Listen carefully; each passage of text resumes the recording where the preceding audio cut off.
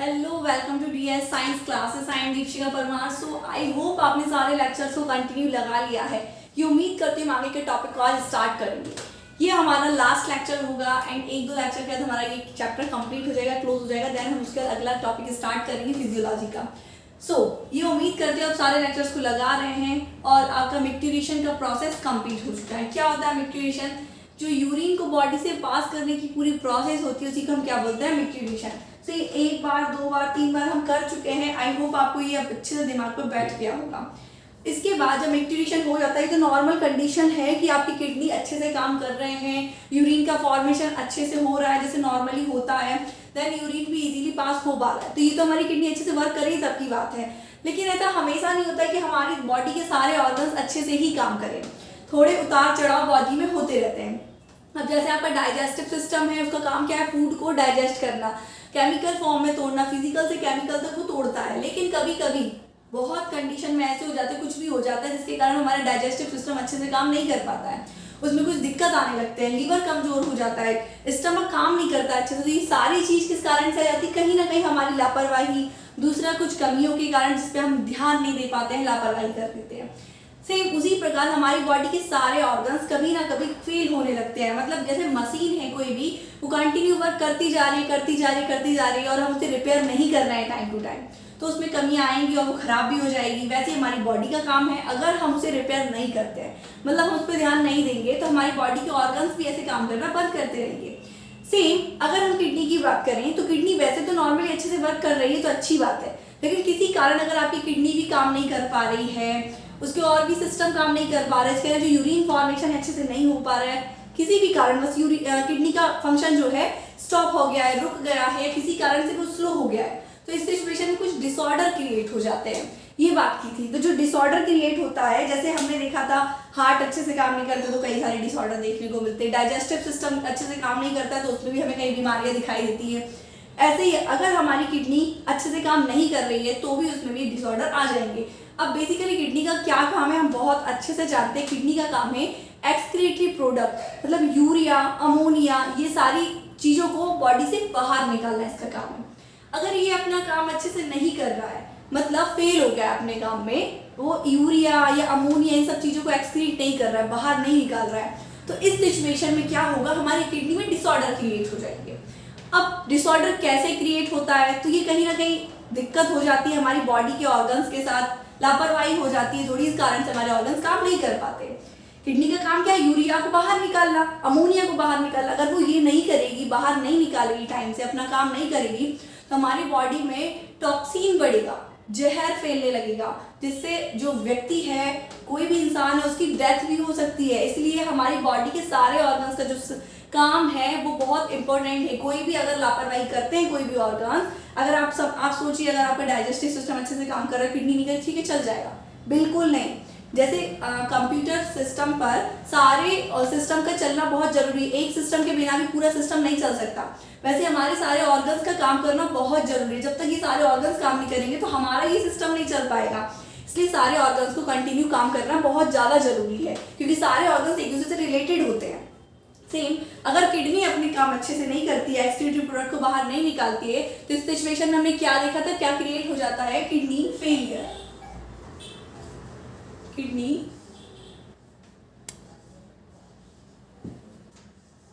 Failure. Kidney failure मतलब kidney अपने काम को करने में फेल हो गई है, वो अपना काम नहीं कर पा रही है, वो एक्सक्रीटरी प्रोडक्ट को बाहर नहीं निकाल पा रही है, तो इसे हम क्या बोलते हैं? Kidney failure. अब जब किडनी फेलियर हो गया, किस कारण से हुआ ये एक अलग काम है, कारण कुछ भी हो सकता है किडनी फेलियर का, पिछले लेक्चर में हमने बात की थी। अब किडनी फेलियर हो गया है तो दूसरा रास्ता क्या है? टेक्नोलॉजी इतनी बढ़ रही है, साइंस भी इतनी ज्यादा आगे, तो बीमारियां तो है लेकिन उसका इलाज भी है। तो अगर किडनी फेलियर हो गया है तो इसका मतलब ये नहीं कि इंसान लाइफ खत्म उसकी, नहीं, अभी भी कुछ कुछ पॉसिबिलिटी हो सकती है।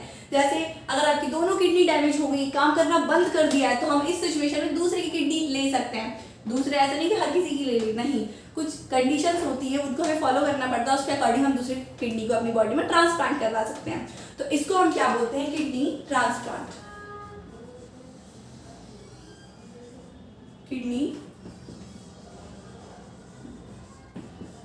ट्रांसप्लांट। तो ये दूसरी चीज़ है। पहला तो क्या, अगर हमारी किडनी फेल हो गई है, मतलब किडनी फेलियर क्रिएट हो गया है, तो दूसरा हम क्या काम करा सकते हैं, किडनी ट्रांसप्लांट। मतलब किसी अपने मिलते जुलते, मतलब रिलेटिव हैं या ब्रदर है या पेरेंट्स हैं, कोई भी सिबलिंग्स हैं, तो इनसे हम रिलेटेड, जो हमारे क्लोज रिलेटेड हैं, उनकी किडनी को अपनी बॉडी में ट्रांसप्लांट करा सकते हैं। किडनी ट्रांसप्लांट कब होती है, जब हमारी दोनों ही किडनी डैमेज हो जाए। ऐसा नहीं कि चलो एक किडनी डैमेज हो गई है तो चलो एक ही किडनी तो खराब है, एक तो अच्छी है, चलो दूसरी उससे ले लेते हैं। नहीं, अगर आपकी एक किडनी डैमेज है और दूसरी अच्छे से काम कर रही है तो आपको किडनी ट्रांसप्लांट की कोई भी जरूरत नहीं है। बस आप उसी का ध्यान रखिए अच्छे से ऐसा, क्योंकि एक किडनी अगर अच्छी है, आपकी किडनी एक स्वस्थ है, तो वो आपकी बॉडी सर्वाइव कर सकती है, वो एक्चुअली प्रोडक्ट को बाहर निकाल देगी उतना ही। तो इसलिए आपको जरूरत नहीं। जरूरत कब पड़ेगी किडनी ट्रांसप्लांटेशन की या ट्रांसप्लांट की, जब आपकी दोनों ही किडनी डैमेज हो जाएगी। जब दोनों किडनी डैमेज हो जाएंगी तो दोनों किडनी का काम बंद हो जाएगा। अब दोनों किडनी का काम बंद हुआ है, मतलब एक्सक्रीटिव प्रोडक्ट को बाहर, मतलब यूरिया अमोनिया बॉडी में बढ़ता जा रहा है, बाहर ही नहीं निकल पा रहा है। तो इस सिचुएशन में हमें क्या करना पड़ेगा, किडनी ट्रांसप्लांट कराना पड़ेगा। अब एक की क्यों बात हुई, दोनों की क्यों नहीं बात हुई, मतलब दोनों किडनी खराब है तभी क्यों एक में क्यों नहीं कर सकते। तो जैसे मान लीजिए मेरी दोनों ही किडनी स्वस्थ है, लेकिन मेरे कोई रिलेटिव है जिनकी एक किडनी खराब हो चुकी है, तो एक तो उनकी काम कर रही तो मेरा देना जरूरी नहीं है। लेकिन अगर उनकी दोनों किडनी खराब हो गई है, मतलब उनकी बॉडी सर्वाइव नहीं कर पा रही है, तो उस सिचुएशन में मैं अपनी एक किडनी डोनेट कर सकती हूँ। मैं अपनी एक किडनी डोनेट करूंगी तो वो एक किडनी के बलबूते पे अपने सारे काम करवा सकते हैं किडनी से रिलेटेड, और मेरी भी फिर एक किडनी बची है तो मैं भी जिंदा रह सकती हूँ ना, अपने बॉडी को सर्वाइव करवा सकती हूँ। इसलिए जब दोनों किडनी डैमेज होंगी तभी किडनी ट्रांसप्लांटेशन की जरूरत होगी, एक किडनी में नहीं होती है। ये तो बात हो गई किडनी ट्रांसप्लांट की। किडनी ट्रांसप्लांट हम कब कब करा सकते हैं, जब आपकी दोनों किडनी डैमेज है। दूसरी बात, हम हर किसी से किडनी नहीं ले सकते हैं। किडनी लेने के लिए क्लोज रिलेटेड होना चाहिए, आपके सिबलिंग्स, पेरेंट्स, इस अभी क्लोज रिलेटिव जो क्यों होते हैं वो क्यों होना चाहिए, किसी और की किडनी हम क्यों नहीं ले सकते। तो जैसा आपको पता है, अगर हमें ब्लड की ज़रूरत है, हमारी बॉडी में खून की कमी हो गई है, ब्लड कम है, तो हम ब्लड किसी से लेंगे। अब जो ब्लड डोनेट कर रहा है उसका ब्लड जरूरी है कि वो मेरे ब्लड से मैच करे। अगर उसका ब्लड मेरे ब्लड से मैच नहीं करता है तो मैं उसका ब्लड कभी नहीं ले सकती हूँ। क्यों नहीं ले सकती हूँ, क्योंकि अगर मेरा ब्लड और उसका ब्लड बहुत ज़्यादा डिफरेंट है, अलग है, तो मेरी ब्लड की एंटीबॉडीज़ और उसके ब्लड की एंटीबॉडीज़ की तो झगड़े हो जाएंगे, लड़ाइयाँ हो जाएंगी। तो अब ऐसा ना हो, अब ये फाइट होगी तो किसी का मृत्यु होगी, हास होगी, है ना, तो वो डेथ होगी, मतलब जो हमारी बॉडी की ब्लड सेल्स है वो मरती जाएंगी, डेथ होती जाएगी उनकी। इसलिए हमें ब्लड का सेम होना जरूरी है। जब ब्लड हमें चाहिए तो सेम, अगर किडनी भी हमें चाहिए, किसी ऑर्गन को ट्रांसप्लांट कराना है, तो जरूरी है कि वो हमारे क्लोज रिलेटिव हो, क्योंकि उनका थोड़ा बहुत हमसे संबंध हो, रिलेशन हो, ताकि अगर हम किसी की किडनी अंदर ट्रांसप्लांट करवाते भी हैं तो जो एंटीबॉडीज हैं या हमारा इम्यून सिस्टम है, अटैक तो करेगा फिर भी, लेकिन कम। अगर किसी और की ले ली, बिल्कुल भी मैच नहीं कर रहा है, तो फिर तो काम ही खत्म हो जाएगा बॉडी का। जैसे बोलते हैं कि वो किडनी सूट नहीं कर रही, सूट वूट कुछ नहीं होता, यही होता है सारा चीज़ें, ठीक है। सो आपको ये बात समझ में आएगी किडनी ट्रांसप्लांट की क्या क्या कंडीशन है कि आपको क्लोज रिलेटेड से ही किडनी ट्रांसप्लांट कराना है। क्लियर। अब तीसरी बात ये है कि किडनी ट्रांसप्लांट तो आप तब कराएंगे जब आपको किसी की किडनी मिल जाएगी, लेकिन जब तक आपको किडनी नहीं मिल रही है और आपकी बॉडी की दोनों किडनी डैमेज हो चुकी हैं, काम अच्छे से नहीं कर रही हैं, तो आप जब तक क्या करेंगे, हाथ पे हाथ रख के तो बैठेंगे नहीं कि चलो वेट कर लेती हूँ मैं किडनी का, जब मिलेगी तो ठीक है, नहीं तो बॉडी में बढ़ रहा है यूरिया, टॉक्सिक बढ़ने दो। जब तक तो खेल ही खत्म हो जाएगा आपका। इसलिए क्या करना होगा, जब तक आपका बॉडी में मैच करता हुआ किडनी नहीं मिल पा रहा है किसी का, तो इस सिचुएशन में आप क्या कर सकते हैं, एक प्रोसेस होती है जिसकी बात हमने पिछले लेक्चर में की थी, उसे हम क्या बोलते हैं, डायलिसिस। क्या बोलते हैं उसे, डायलिसिस।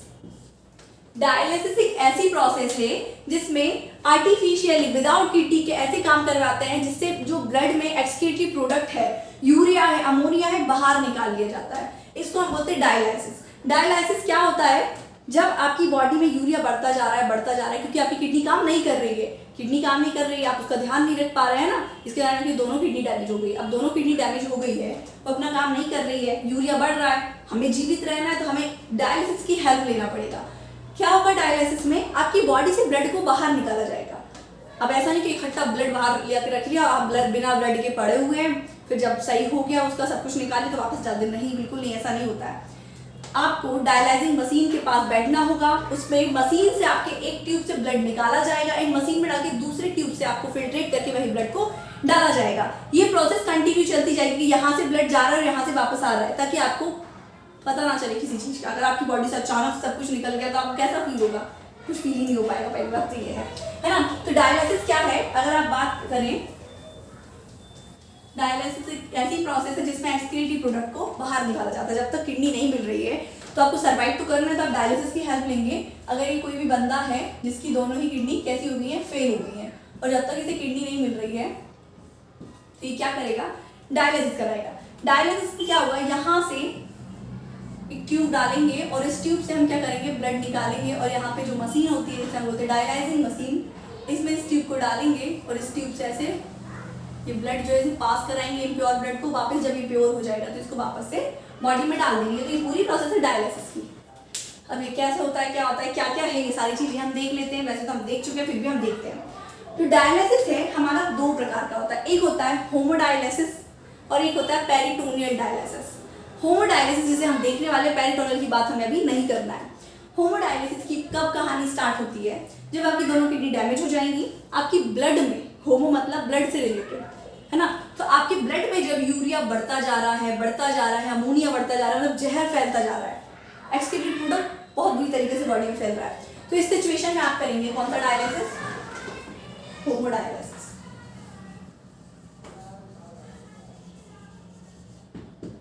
होमोडायलिसिस आप करेंगे ये होमोडायलिसिस की काम। अब ये होमोडायलिसिस कैसे होगा, तो आइए हम ये देखते हैं।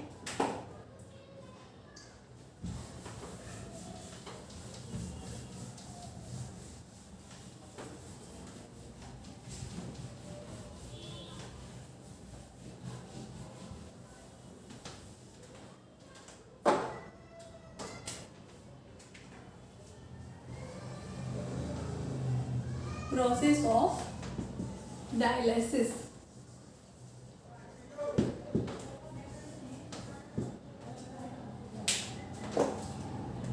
अभी कोई बंदा है जिसकी हम क्या करवा रहे हैं, जिसके साथ हम कर रहे हैं डायलिसिस का प्रोसेस।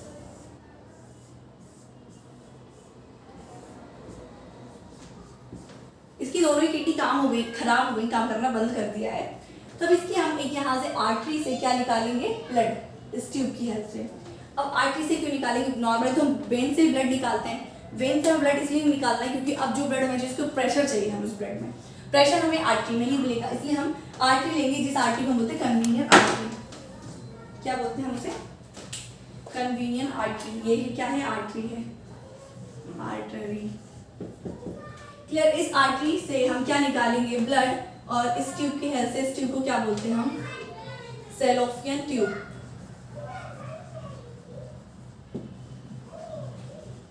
इस ट्यूब की हेल्प से हम निकालेंगे क्या, ब्लड को, और यहां पर होगी हमारी डायलाइजिंग मशीन। क्या है ये,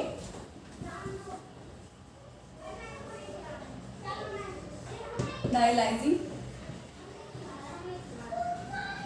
मशीन। क्लियर है।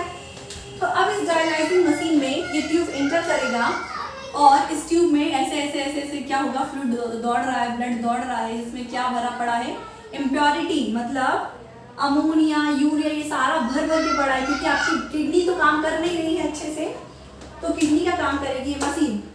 अब ये मशीन ऐसे थोड़ी ना होगी कि चलो फ्लूइड को दौड़ लगा दी एक बार और बस प्योर हो के आ गया। ये जो मशीन है, डायलाइजिंग मशीन है, इसके अंदर एक पड़ा होता है फ्लूइड। इस फ्लूइड को हम बोलते हैं डायलाइसिस फ्लूइड। क्या बोलते हैं इसे हम, डायलाइजिंग फ्लूइड। इस फ्लूइड की क्या खास बात होती है, इसकी खास बात होती है कि इसमें जो आयनिक कॉन्सेंट्रेशन होती है, सेम आपकी ब्लड में जो प्लाज्मा में आयनिक कॉन्सेंट्रेशन है उससे मिलती जुलती, मतलब वही होती है। जैसे एक हेल्दी इंसान का, हेल्दी ह्यूमन का जो ब्लड का प्लाज्मा है उसमें जो आयनिक कॉन्सेंट्रेशन है, सेम आयनिक कॉन्सेंट्रेशन इस डायलाइजिंग फ्लूइड में होगी। क्लियर है। अब ये डायलाइजिंग फ्लूइड में जब ये ट्यूब इंटर करता है तो ये ट्यूब की एक और खास बात होती है कि ये जो ट्यूब होता है, सेलोफियन ट्यूब, ये होता है परमिएबल टू यूरिया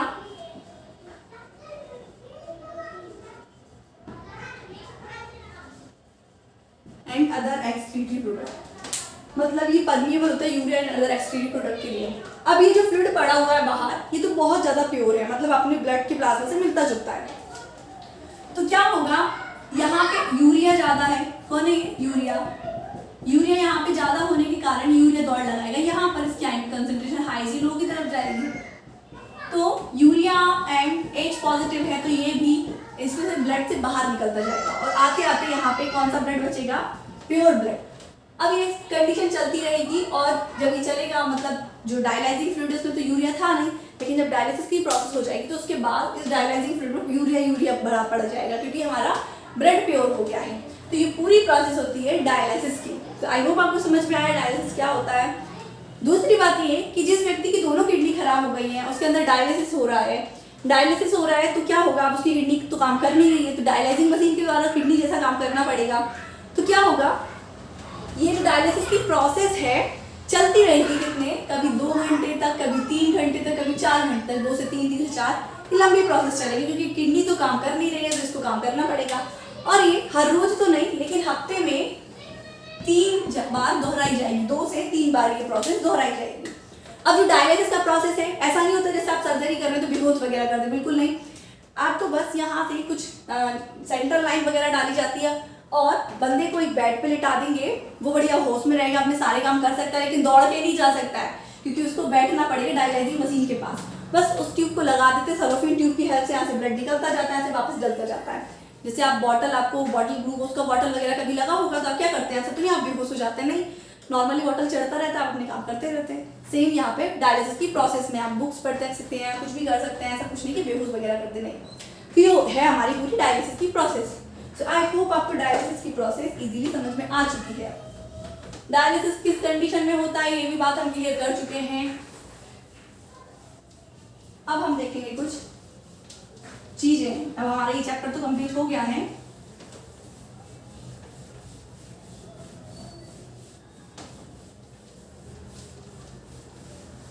यूरिन का फॉर्मेशन हो गया है, सब कुछ हो गया, डिसऑर्डर हो गया, ये चीजें देख ली हमने।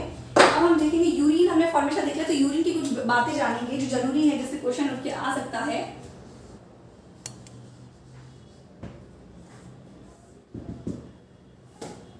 पहला तो ये urea produce in a day, sorry urine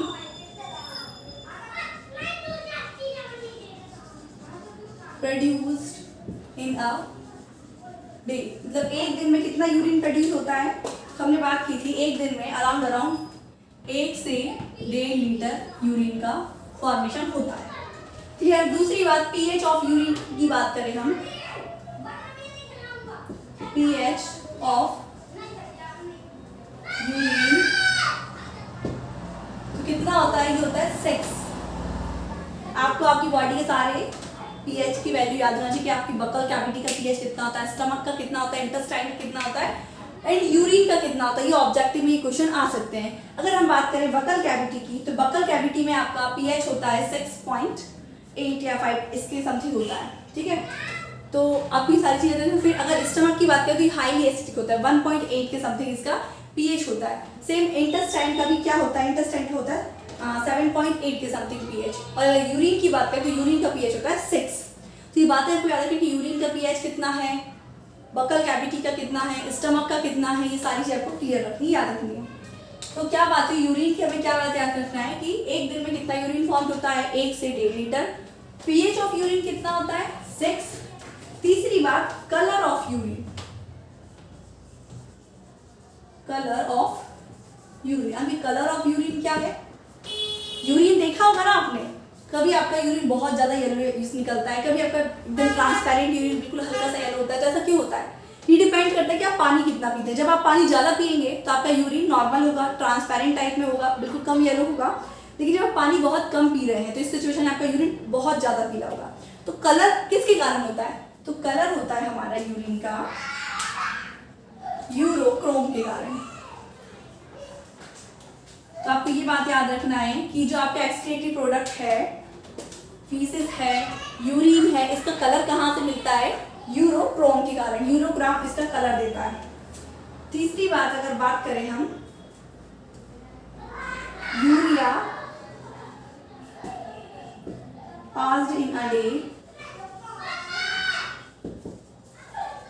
एक दिन में कितना 25 से 30 ग्राम यूरिया पास होता है हमारी बॉडी से। यूरिया का फॉर्मूला की बात करें हम तो क्या होता है NH2CO NH2, और इसी से हमारा NH3 मतलब अमोनिया बाहर निकलता है, जो कि पब्लिक वॉशरूम में आपको टॉयलेट में स्मेल आता है ये चीज़ें। सो आई होप आपको ये समझ में आ गया यूरिन की कोई इंपॉर्टेंट बातें हैं जो हमें याद रखनी है। अब हम अगर बात करें आगे एबनॉर्मल यूरिन कैसे होता है, क्या होता है, ये कुछ डिसऑर्डर्स के कारण हो जाता है, तो इसको हम देखेंगे अब अगले लेक्चर में। सो आई होप आपको आज का लेक्चर बहुत अच्छे से समझ में आया है। ये उम्मीद करते हैं आपको सारे टॉपिक्स इजीली समझ में आ रहे हैं, लेकिन फिर भी कोई डाउट लगता है तो जरूर पूछिए। सो और इसी प्रकार हमारे साथ बने रहिए। So thank you so much watching my video.